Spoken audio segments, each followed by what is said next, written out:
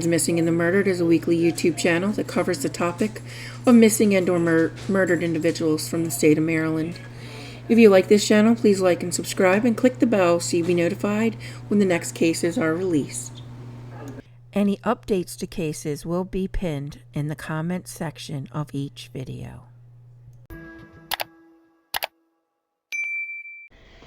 This week we are covering cold cases that have been featured on the Baltimore County Police Cold Case Unit Facebook page. If you have any information on the following cases, there will be a number for you to call at the end of this episode. 47-year-old Violet Vandevander's husband went out for the night on December 19, 1980. When he returned to his home in Dundalk, Maryland, he found a window broken. When he entered the house, things were disheveled.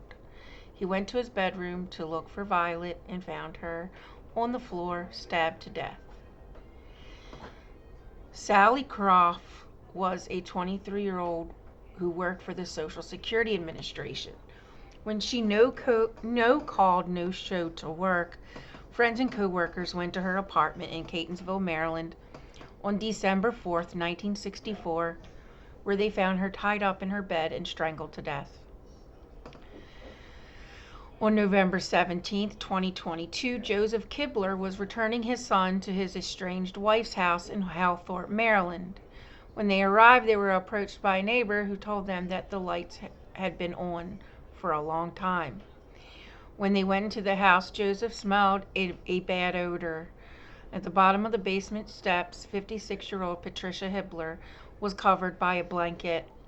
She was showing signs of decomposition, hence the smell.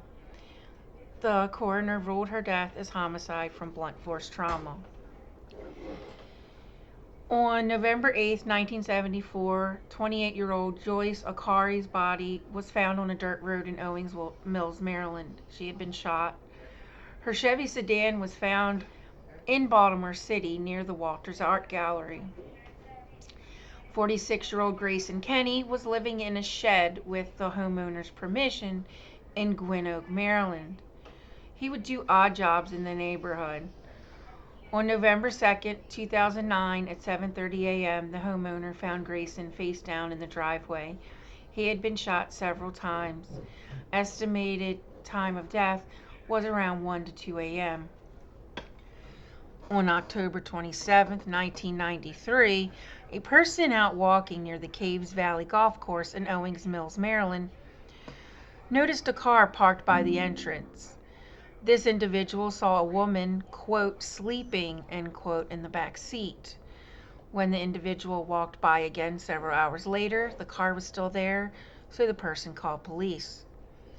The police learned that the car was parked there sometime the previous night. Inside the car was 33-year-old mom of 2 children, Yvette Herndon. She had been tied up, gagged, and shot to death.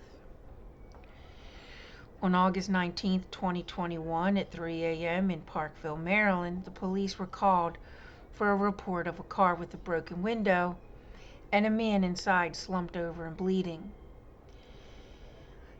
By the time the police arrived, they found that the person in the front seat, slumped over and bleeding, was 25-year-old Malcome Miller. He was in his Honda Accord and he had been shot to death. On July 23, 2001, 70-year-old Edwina Arnett was found in the courtyard of her apartment complex in Dundalk, Maryland. She had been strangled and suffered blunt force trauma. In 1983, Joseph Magaskie had sold his car dealership in Dundalk, Maryland. He and his wife Toby were in the process of selling their home. On July 22, 1983, at 12:45 p.m., their neighbor went to check on them as their mail had been building up in the mailbox. Their door was open and all the rooms were ransacked. The Magaskies were found in their bathroom, stabbed to death. The family believed someone knew that Joseph Magaskie had money hidden in the house.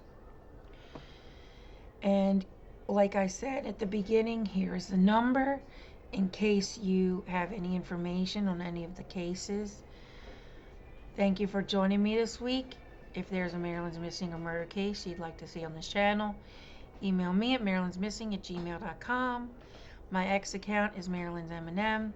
Music is by Silent Vengeance. Sources will be listed in the outro. I'll see you again next week. Be kind to one another. You never know what will happen tomorrow.